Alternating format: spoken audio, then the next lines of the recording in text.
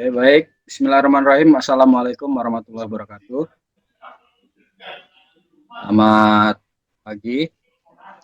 Ini kami dari kelompok 10 atas nama Ketua Mas Ihsan Fauzan, lalu anggota ada Muhammad Al-Azim dan Muhammad Aprianto.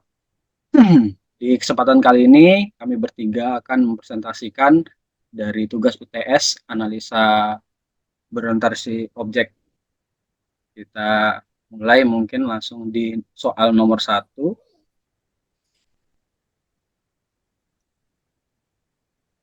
Untuk nomor 1 mungkin nanti bisa dijelaskan dengan Mas Ihsan. Kurang lebihnya dipersilahkan. Baik, terima kasih Mas Fabri. Untuk soal nomor 1, yaitu untuk gambarkan ilustrasi flowchart sebagai penggambaran sistem yang berjalan pada klinik X seperti di soal, yaitu saya membuatnya seperti ini, yang dimana yang pertama itu ada proses start, proses mulai, lalu setelahnya itu terdapat proses yaitu pasien datang ke klinik dan dilanjutkan ke pasien mendaftar ke administrasi, itu membuat input. Lalu di bawahnya langkah selanjutnya yaitu membuat decision. Decision itu apakah pasien itu baru atau tidak. Jika pasien itu baru, maka pasien akan mendapatkan identitas, lalu pasien akan mendapatkan kartu. Jika pasien itu bukan pasien baru atau pasien lama, maka pasien akan mendaftar ulang sebagai input, lalu pasien menunggu di ruang tunggu. Langkah selanjutnya yaitu administrasi memanggil pasien, lalu dokter memeriksa pasien. Setelah itu dokter memberikan diagnosa dan resep, dan yang terakhir ialah administrasi menyimpan data pasien. Untuk nomor selanjutnya, baik. Untuk nomor selanjutnya akan aku jelaskan lagi. Jadi untuk soal nomor 2 yaitu untuk analisa permasalahan dan dilanjutkan oleh user dan dilanjutkan dengan user requirement dan requirement gathering. Saya membuatnya seperti analisa permasalahannya yang pertama yaitu yang pertama administrasi yang masih manual yang meningkatkan risiko kesalahan. Lalu yang kedua adalah keterbatasan akses seperti pasien harus hadir langsung untuk pendaftaran. Yang nomor 3 ialah keterbatasan akses informasi karena kurangnya informasi yang terkomputerisasi. Lalu dilanjutkan oleh user requirement-nya, yaitu yang pertama ialah pendaftaran online, selanjutnya ialah identifikasi nomor rekam medis yang unik untuk pasien, dan yang terakhir itu sistem administrasi yang efisien dan terkomputerisasi. Lalu dilanjutkan lagi ke requirement gathering, yaitu yang pertama yaitu observasi proses yang sedang berjalan pada klinik X untuk mengidentifikasi proses yang perlu ditingkatkan.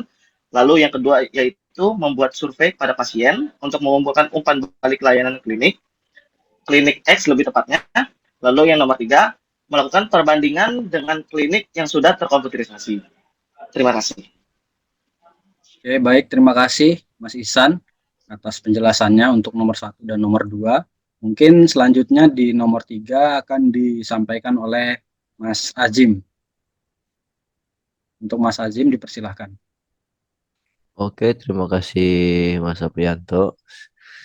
Saya akan menjelaskan soal nomor 3 yaitu tentang use case diagram. Di sini ada pasien, lalu pasien akan melakukan pendaftaran pasien dan nanti si petugas pendaftaran akan memverifikasi data pasien, lalu nge-update data pasien. Setelah selesai pendaftaran itu pasien akan menuju ke dokter atau dia akan memeriksa kesehatan dan dokter juga memberikan resep dan diagnosa penyakit. Setelah melakukan pemeriksaan, lalu melakukan pembayaran ke kasir dan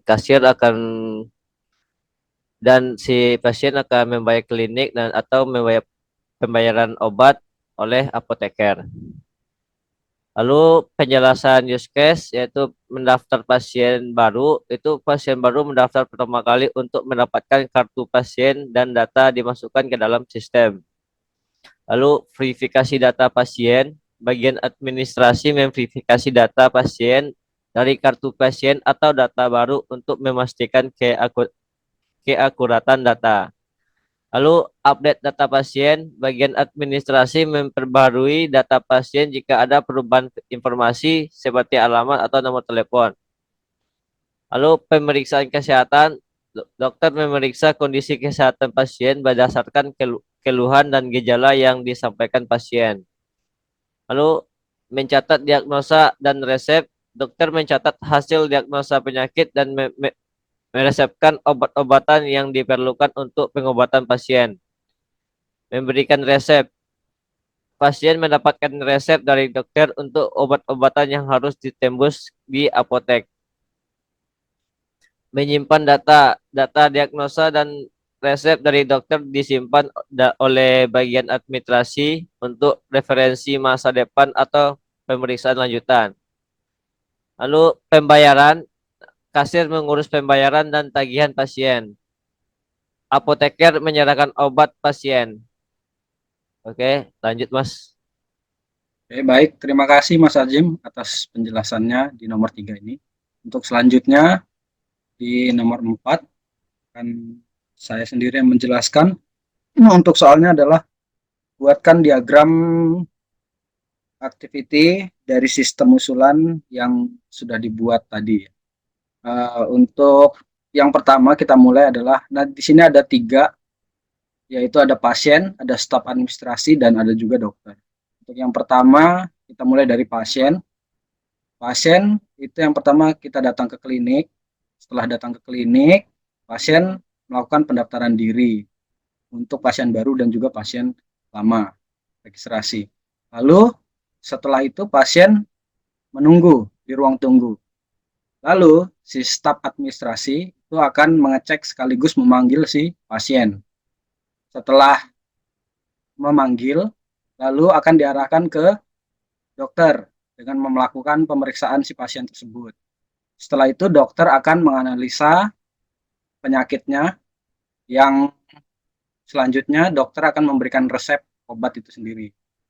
Setelah memberikan resep obat, lalu akan dilanjutkan ke si pasien. Pasien akan melakukan pembayaran, yang mana nanti pembayaran itu akan diserahkan ke administrasi.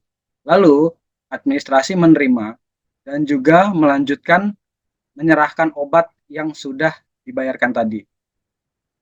Lalu setelah diserahkan, lanjut ke pasien, yaitu si pasien menerima obat. Dan yang terakhir selesai. Oke, baik.